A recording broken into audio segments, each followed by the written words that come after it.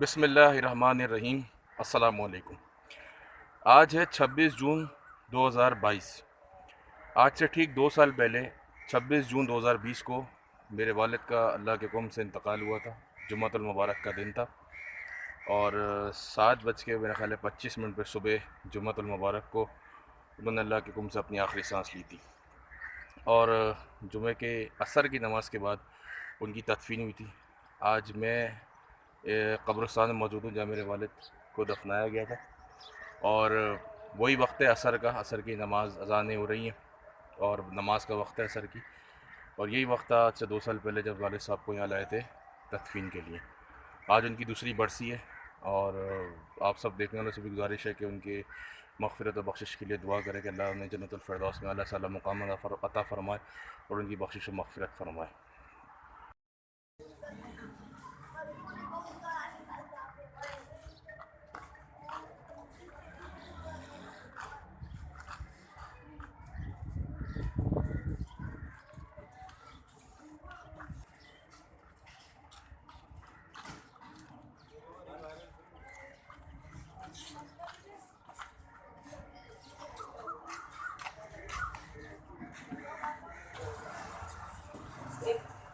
और ये एक बेदल के गुलाब।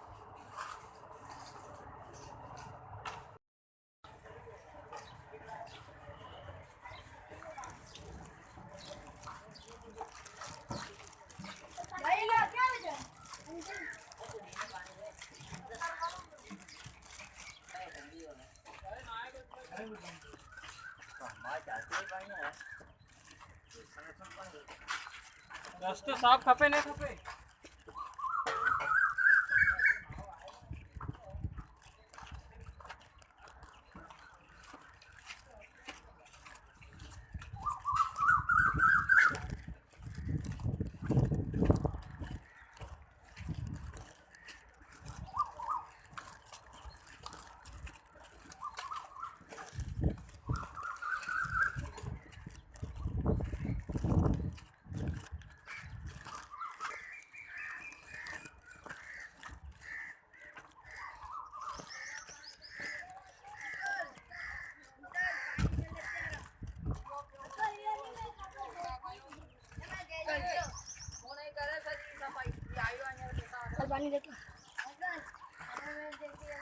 एक ले आओ कोई,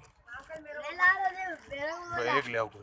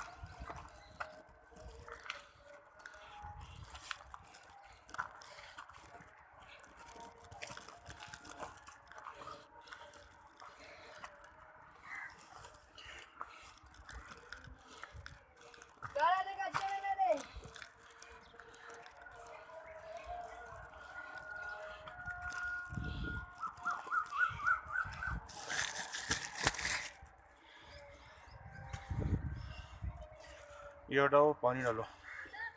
कौन सी? ये वाले, आता हूँ क्या? ये पत्ते। हाँ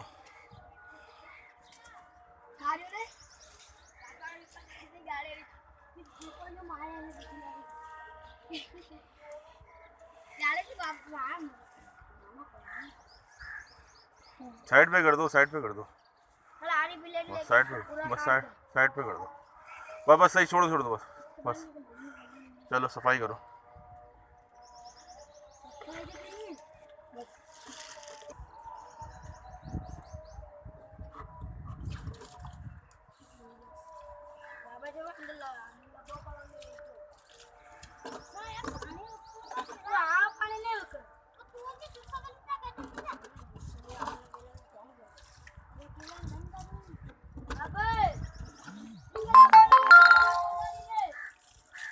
भी बगाड़ा तेरा बाबा का दोस्त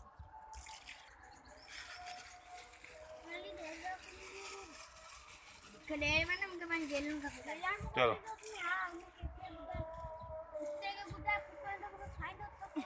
चलिए हटो हाँ चलिए हटो चलो अस्सलाम वालेकुम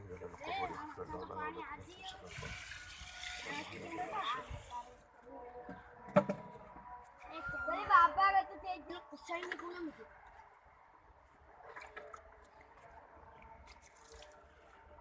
नहीं बिजली में से जान मिल गई अब वो कहां जल्दी वाला कैसे बोले बाबा जा रहे हाँ तो बाबा का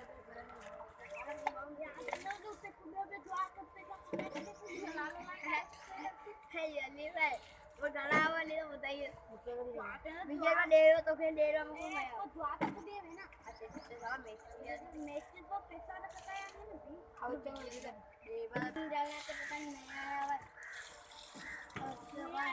पुराने तो पेरी बगड़ी ना छंटवाने नाल को अपना नाल को अच्छा ये मेरे वालिद की क़ब्र है अरशद इकराम बेग इंतकाल हुआ था 26 जून 2020 को। इसके क़ब्र के बिल्कुल अब जो है वो सामने ये मेरे नाना की क़ब्र है मुकर्रम अली बेग।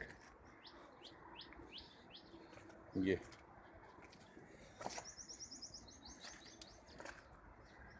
मुकर्रम अली बेग ये मेरे नाना की क़ब्र है। अच्छा और फिर इससे ही बिल्कुल एक दो क़ब्रें छोड़ के ये मेरी नानी की क़ब्र है सायरा बेगम और इसी के साथ बिल्कुल एक क़ब्र लगी हुई है मेरी खाला की क़ब्र नाहिद कहकशां। तीन खाला की ये पीछे नानी की वो ये नाना की और ये वाली वालिद की। ज़िंदगी बहुत अनप्रेडिक्टेबल होती है। बहुत सी चीज़ें ऐसी होती हैं जो कभी हमने सोची नहीं होती कि ऐसा हो सकता है, लेकिन जब वो हो जाता है या हो रहा होता है तो फिर हमें यकीन आता है। जैसे मेरे वालिद का जब इंतकाल हुआ तो उससे पहले 2-4 दिन पहले तक तो बिल्कुल ठीक थे, फिर अचानक तबीयत बिगड़ी और फिर अल्लाह के हुक्म से इंतकाल कर गए। तो खैर उस वक्त तक तो नहीं मालूम था कि ये सब भी कभी ज़िंदगी में देखना होगा। अपने वालिद का जनाजा पढ़ेंगे, उन्हें लहद में उतारेंगे, उन्हें उनकी तदफीन होगी, लेकिन ऐसा हुआ। इन तमाम बातों से एक बात वाज़ेह होती है कि इंसान को अपनी मौत को नहीं भूलना चाहिए, मौत का वक्त याद रखना चाहिए, क्योंकि मौत बता के नहीं आती, बस आ जाती है। इस वक्त मैं मौजूद हूँ ये शहर खामोशा में। या आप देखें दूर दूर तक खामोशी है, सन्नाटा है। इनमें से बहुत सारे लोग होंगे जो शायद पिछले महीने तक, पिछले साल तक इसी तरह से जिस तरह आज हम ज़मीन पर चल रहे फिर रहे हैं ऐसे ही चल फिर रहे होंगे। इसी कब्रिस्तान में बहुत सारे लोग इन्हीं कब्रों के आते होंगे अपने पुराने रिश्तेदारों की बख्शिश या मग़फ़िरत के लिए, लेकिन आज वो खुद ज़ेरे ज़मीन है। तो कहने का मकसद ये है कि ये है हकीकत इंसान की, ये जगह हकीकत है इंसान की, इस जगह की तैयारी होनी चाहिए। तो आज मेरे वालिद की दूसरी बरसी थी। वैसे तो अल्हम्दुलिल्लाह चक्कर लगता रहता है, लेकिन आज क्योंकि बरसी का मौका था और वक्त भी वही हो रहा है जिस वक्त में पिछले दो साल पहले तदफीन हुई थी, असर के बाद का वक्त था। तो व्लॉग बनाने का मकसद ये था कि इस व्लॉग को देख के हो सकता है बहुत सारे लोग जो अब तक अपने रिश्तेदारों की कब्रों पर ना गए, अपने प्यारों की कब्रों पर ना गए, उनके पास टाइम ना हो, तो गुजारिश है कि टाइम निकालें भाई, क्योंकि यही हकीकत है। आप देख रहे हैं ये पीछे मेरे ये वाले साहब आराम कर रहे हैं, उनकी कब्र है। तो टाइम निकालें, क्योंकि अब इन लोगों को हमारी दुआओं और बख्शिश की ज़रूरत है, हमारे विशाल सवाब की ज़रूरत है, क्योंकि अब ये लोग अपने लिए तो कुछ कर नहीं सकते। तो हमें इनको बहशत औलाद, बहशत जो रिश्तेदार है, बहशत वो होने के हमें इनको बख्शना होगा अल्लाह के हुक्म से, फिर ये बख्शे जाएंगे। तो क्या कहते हैं भाई, आएँ आप भी अपने प्यारों की कब्रों पे और उनके लिए फातिहा पढ़ें, दुआएं करें बख्शिश की उनके। जब आप देखें दूर दूर तक सन्नाटा, खामोशी, ऐसे इसको शहर खामोशा नहीं कहते, हकीकत इंसान की यही है, आना इसको यही। तो अपना बहुत सारा ख्याल रखिएगा और मुझे दुआ में याद रखिएगा। अल्लाह हाफ़िज़।